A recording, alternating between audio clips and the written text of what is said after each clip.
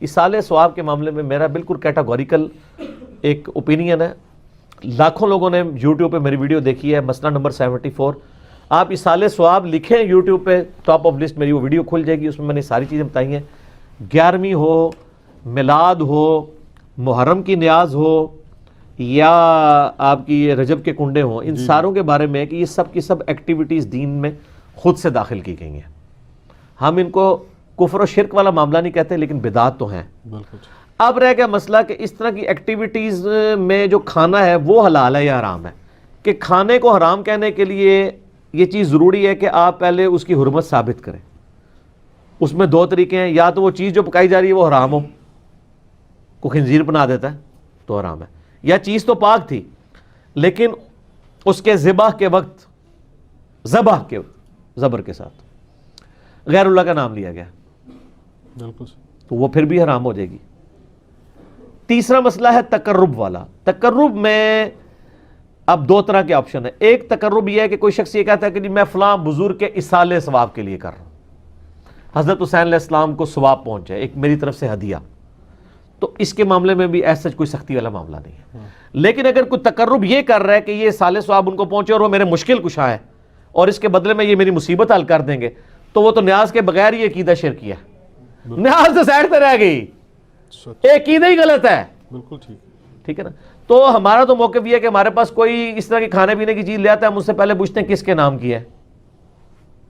اگر وہ کہتا ہے اللہ کے نام کی ہے تو بسم اللہ پڑھ کے کھا لیں.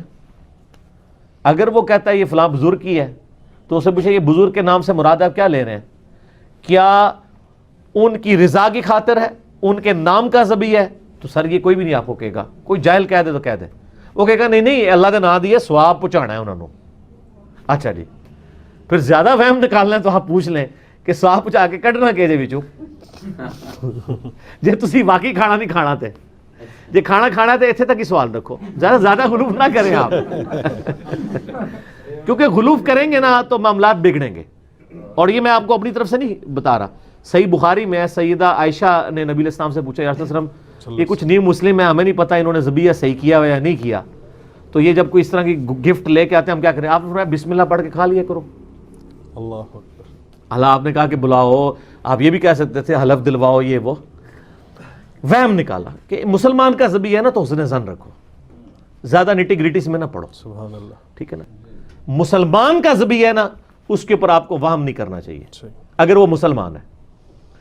اب وہ اگلا مسئلہ شروع ہو جائے گا کہ وہ بریلوی ہے, دیوبندی ہے, اہل حدیث ہے, شیعہ ہے. یہ نوی کہانی کرنے کی ضرورت نہیں ہے. اہل کتاب کا ذبیحہ بھی حلال ہے.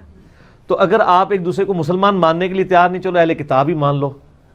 یہود و نصارہ کی عورتوں سے تو آپ کا نکاح جائز ہے سورۃ المائدہ کے پہلے رکوع کے تحت, اور اسی رکوع میں آتا ہے کہ اہل کتاب کا ذبیحہ بھی حلال ہے. کوشر فوڈ. جی ہاں, اگر وہ اللہ کے نام کے اوپر کیا ہو.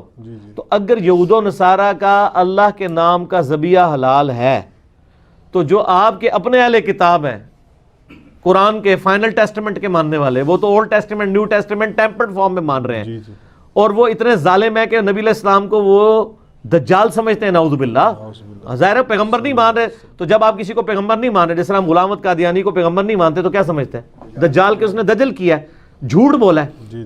اس کے باوجود اللہ تعالیٰ کہہ رہا ہے کہ ان کا ذبیحہ بھی حلال ہے. اور جو آپ کے نبی کے عاشق ہیں, جو محمد اور آل محمد کے لیے جان دینے کے لیے تیار ہیں, سر ان کے اوپر آپ کم از کم یہودیوں والا اسٹیٹس تو ان کو دے دیں.